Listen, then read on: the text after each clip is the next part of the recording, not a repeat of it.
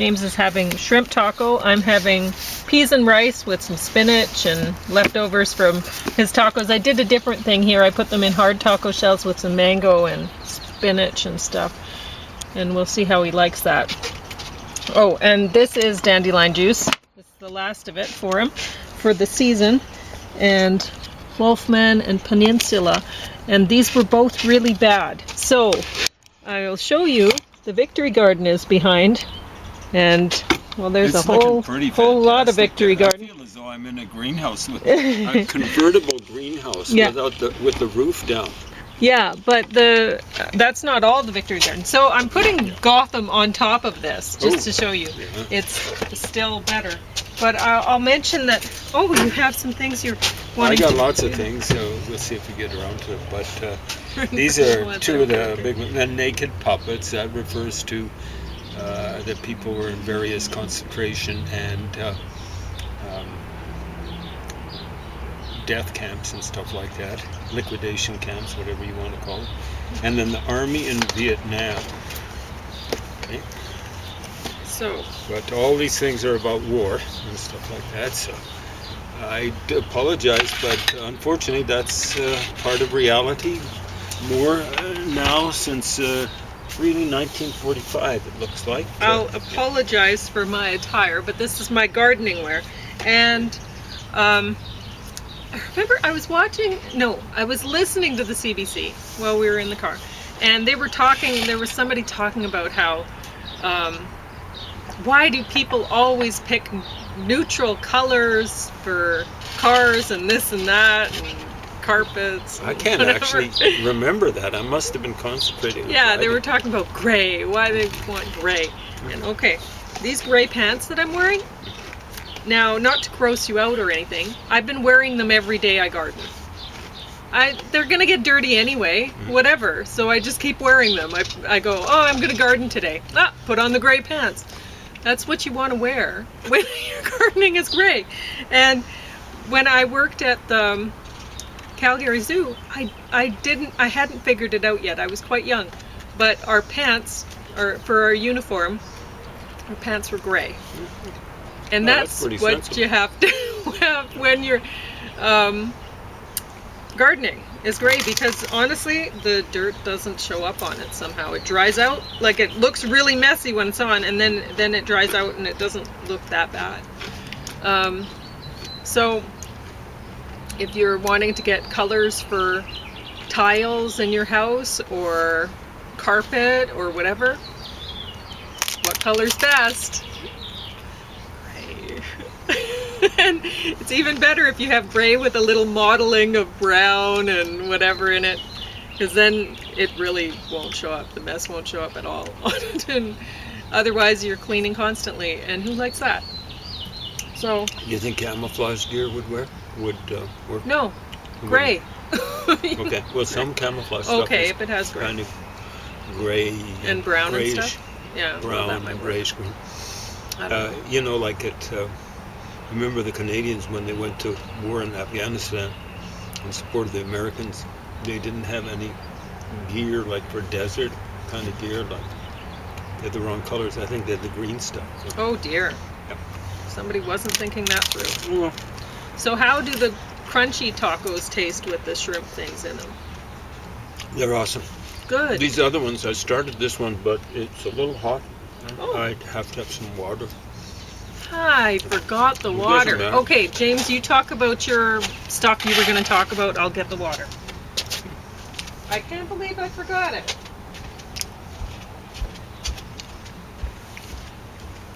I got a mouthful here. It's tasty stuff. That's why I ended up with it. Anyway, Red Badge of Courage. It's about the Civil War. It's fiction. I thought the stuff about this kid grabbing a flag. It's a bit of a spoiler alert, because originally he runs,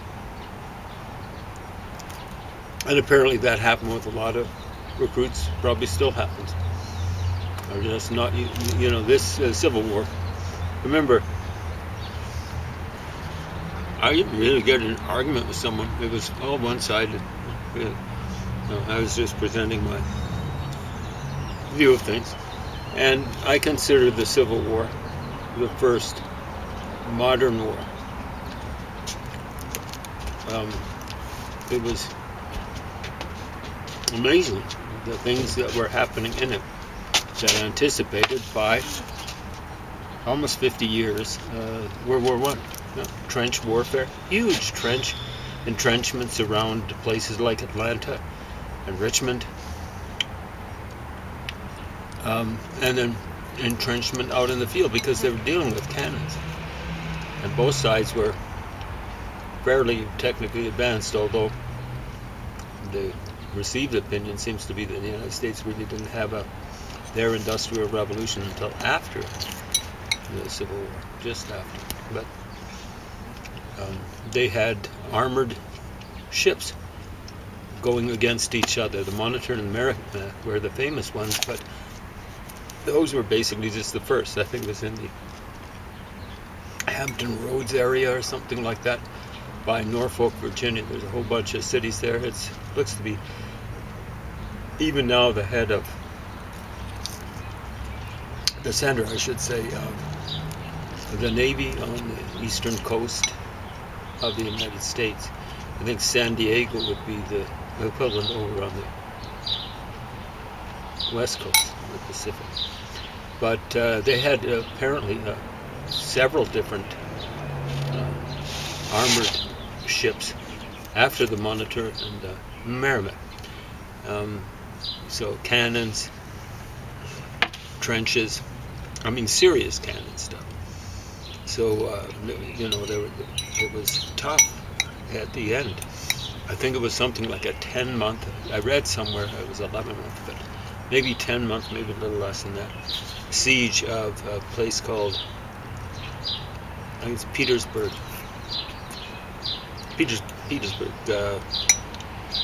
in the immediate vicinity of Richmond, which is the capital of Virginia, still is, but back then the capital of the Confederate States of America. And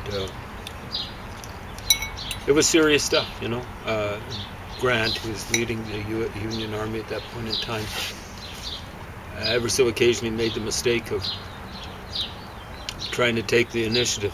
You don't take the initiative if you don't have a way of getting over trenches. There were all sorts of people, millions of young men sacrificed in World War I because of this stupid idea that initiative wins battles. And we'll talk about that when we're looking at the Army in Vietnam. There are all sorts of left-wingers still, like lovingly, this in the United States as much as anywhere else, going, wow, the Americans lost in Vietnam. That was a battle, or a campaign, I should say, in a big long war called the Cold War. Who won that war? You can lose campaigns, you can lose battles. The ultimate thing is who wins the war. It's like some team going, well, we really won the first period in hockey, but we lost the game. But we won that first period. Doesn't matter. Do you want to talk about Gotham now? Okay. I have rice in my mouth. Well, I had chocolate in my mouth Okay. when you turned the camera. So turnabout's fair play, I guess. Well, let's see. I can. Oh, I was going to mention the gray. I forgot to finish the thought about gray. The CBC person talking about that. Why? Of course you want gray cars if you When you're talking about if you're talking about cleaning it. But it's really dangerous. But it's dangerous because you can't see them on the road. You might be able to see them a little bit on gravel road, but on Maybe. pavement, you get some dust on the pavement. It's kind of grayish brown. It's hard to see. Very hard to pick up. So, anyway. But I just thought it was funny listening to that CBC guy talk about that, because obviously he was an aggressive propagandist that was really good for nothing. He hadn't realized, oh, people pick out gray tiles for their floors and gray carpets because it hides the dirt. It's easier, so you don't have to, even if you clean, it might stain or whatever, and it's better to have the gray. Anyway. It's nice to have variegated carpets. Some of the best carpets I had at the City Hall were kind of red and stuff like that. Yeah, if you have a mix. But it was mixed. Yeah. My boss, and he was about the only decent management guy I ever had, but he wasn't that bright. He got cheap stuff for some reason or another. They redid the City Hall just before they were going to redevelop it. Anyway, he saved money on this stuff that was gray, but it had no pattern in it. And it's funny, when you get stuff tracked in, when you get soil tracked in, it's got a reddish tint to it. It was incredible. You can never make it look good. I vacuumed all the carpet every day, 5 days a week. So yeah, I should point that out. It's better to have a mix. Gray with a little brown, a little, But gray's good. For carpets, but cars, gray seems to work, but what do you want? Do you want a car that looks okay, or do you want a car that's people can spot and are less likely to pick off? Exactly. So, but anyway, I just thought while listening to it, man, everybody needs to. We are all better off if we're well-rounded. So yeah, I was working hard today. You can see I was doing a lot of potting this morning, and I cleaned up. I had to change a bunch of things to make room for plants to get some sun and have big enough pots that I won't have to water them like 3 times a day while they're out here. Anyway. I think I'll be able to leave them out for a week looking at the predictions, so that's nice. But I'm still not going to plant them in the garden because you never know, right? Like yesterday, last night it went down to +2 was the prediction, and +2, well, that's pretty close. I don't want to be risking my plants.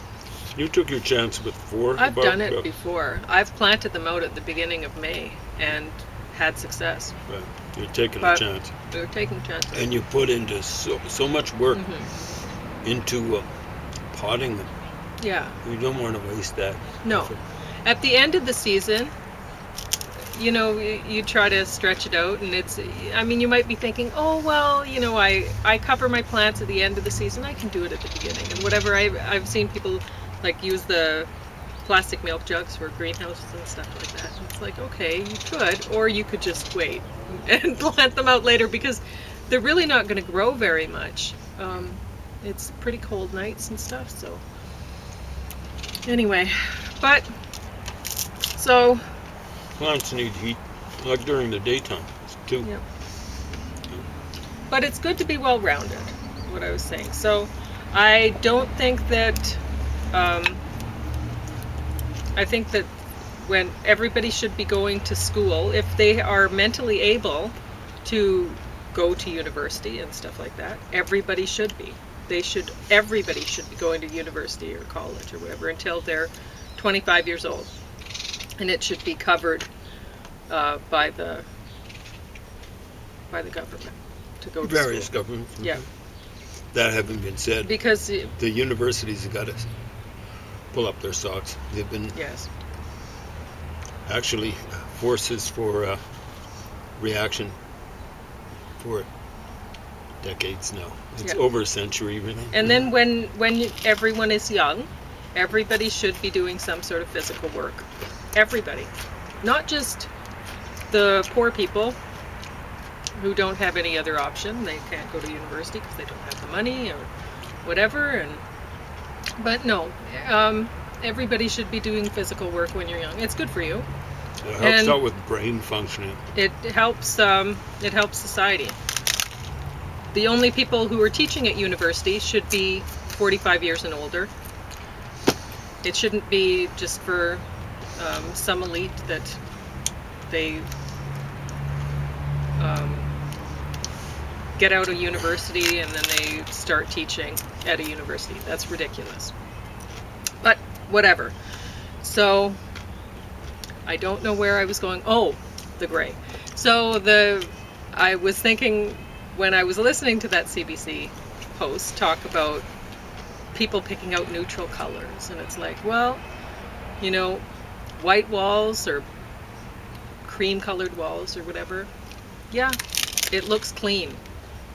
You can put on a painting and it won't clash with your wall and whatever.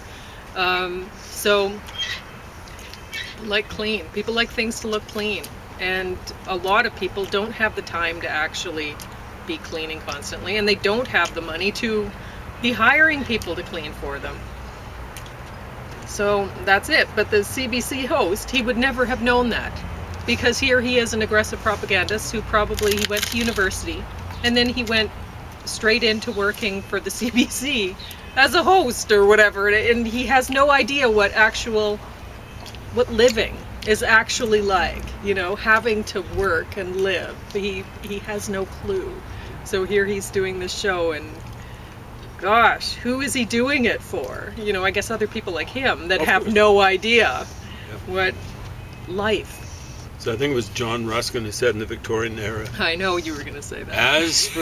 As for living, our servants can do that for us. Mm-hmm. But now, for a lot of academics and folks of their ilk, it's as for working, the working class can do that for us.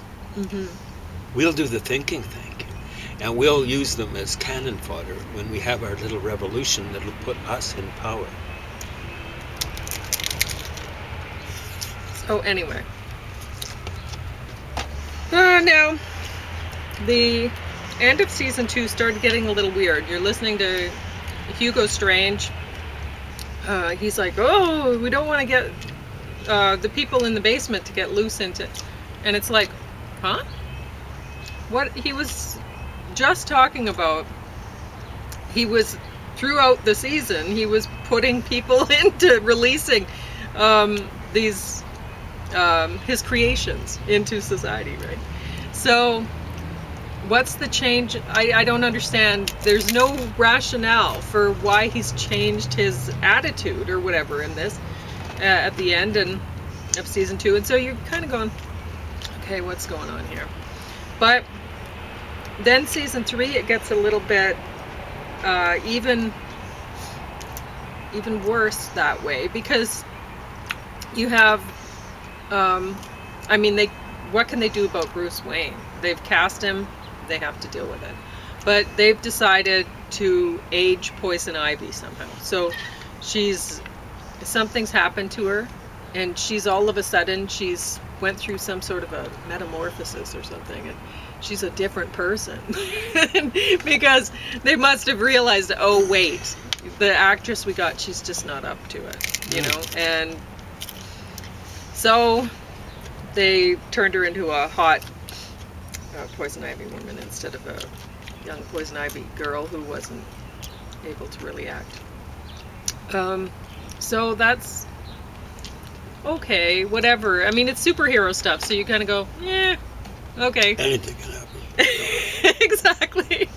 But still, even though these things are happening in this, that I'm like, okay, I don't understand how certain people are getting along and whatever, but whatever. I'm still enjoying it. Ow. Not funny. Anyway, Wolfman. There's some good special effects in this. I liked when it showed the fingernails coming off and the claws.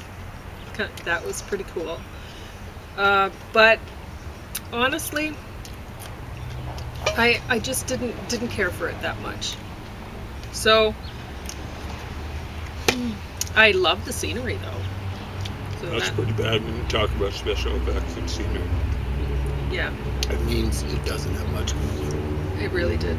It was. I didn't even know if I should bother watching the end of it. There was one that you started, Hmm. and you shut it down. It was- That's this one. There you go. It's so bad. She's never done that I've before never that I done can it recall. before, and then I was just like, no, this is not worth my time. It was I have so 5 much to minutes do in the into it, spring. it seemed. No, like more than that. Six it and was a half just no. It was like maybe 15 or 20. Was it? Okay. Yeah, it wasn't that fascinating. I should have turned it off after 5.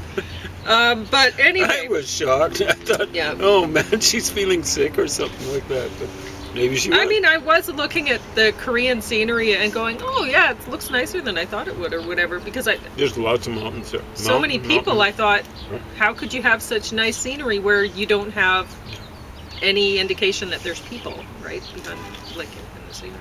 So anyway, but yeah, this was just bad. So bad, not worth watching. It's impossible to watch this. This is that bad. So I'll put you back over to James, which taco was better, the way it's supposed to be eaten with the soft, or with the crunchy? The crunchy was better. Ha! I thought it might be. See, because I had, we were given the taco, shrimp taco kit or whatever it's called from Costco. We were given that from the Salvation Army.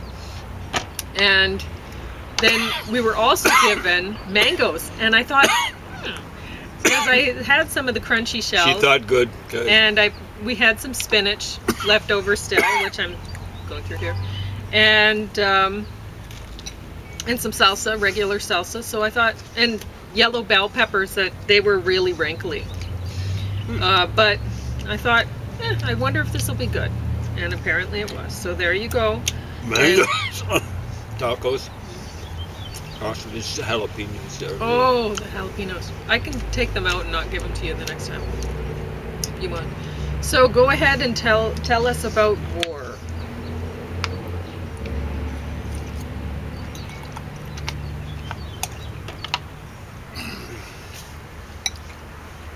So yeah. Spoiler alert, short book. This guy, after running, after coming on, fired the hero of this thing. Every list portrayed as being a hero. Then he makes his way, he runs a long way. Makes his way back into the fighting. Yet, picking up fallen standard, which would be a flag, and leads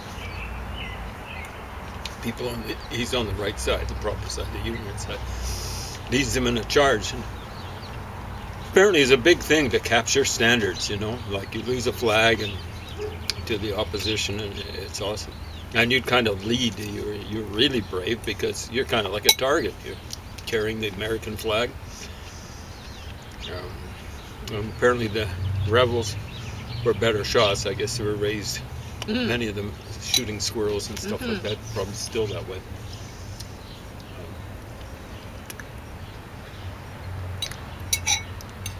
And the more I see about things, the less I'm worried about that. I remember romping Ronnie Hawkins, who came from West Helena, Arkansas. He ended up being probably a Canadian citizen. But I can remember him saying that he was all for Medicare, but he didn't believe in gun control, or strict gun control. Still had those values. And the more I see it, the more I realize it's not kids who are raised shooting squirrels that are causing most of the deaths in the United States. It's folks from the inner city. Yeah. Those are the real stats, folks. Well, that's just it. Like, in northern Canada, especially, I don't know if there's anybody who doesn't have a gun. But people aren't getting murdered all the time up there. Mayor Thorpe. Okay, maybe. Maybe with the exception of Mayor Thorpe Police. And you don't want to be stationed there if you're a police officer. a guy called Ludwig just across the border. I think in the Peace River in BC. Is he in BC? He was just across the border. Mm. The kids came from the Alberta side, Oh. Beaver Lodge, I believe it was. Shame on you, Beaver Lodge, for producing kids like that. Oh. But I think the girl got shot, and Weibo shouldn't have been shooting, but he shouldn't have been put in that position because apparently it was a recurring, a waking nightmare for him. No. You should stay off people's property. You don't deserve to die, but you deserve, people in Beaver Lodge, the police, whatever, weren't doing their job. Yeah, you don't go spinning donuts and stuff on people's front lawn or whatever it was. That's terrible. It's jail time. It should be if it's repeated. Well, what those kids were doing was terrorism. They were, they're at least terrorizing them, so it's kind of like terrorism. Yeah. People talk about Weibo Ludwig being an environmental terrorist. Well,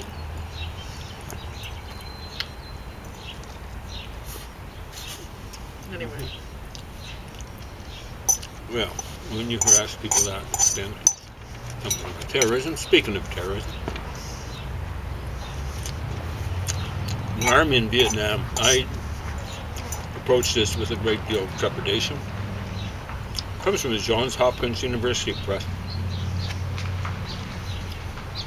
I'm not sure if this. That's right. She actually has served in national security in the United States. Something with the Secretary of Defense, so on and so forth. Kind of covered by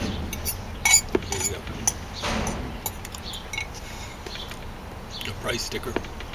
Big sticker. Anyway, it doesn't mince words, It talks about how the commies in, it doesn't use the term commies, but I do. It's a term of abuse, and it's well-deserved. Just like Nazi apparently is a term of abuse. Maybe they didn't apply it. I've read that they didn't apply it to themselves, the Nazis, but they richly deserve the epithet. Anyway, it was a tragedy that John F. Kennedy got assassinated. And one of the major tragedies is what happened in Vietnam. The Americans could have won. A lot of left-wingers have as a semi-hero Eisenhower.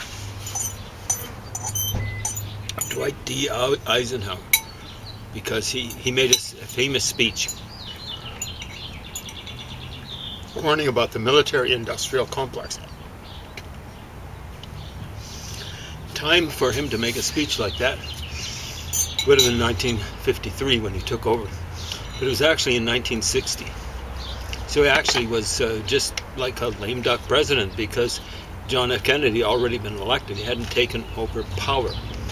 So here is this stupid doofus old, not very good general even, and a pretty incompetent president telling his successor, watch out for the military-industrial complex.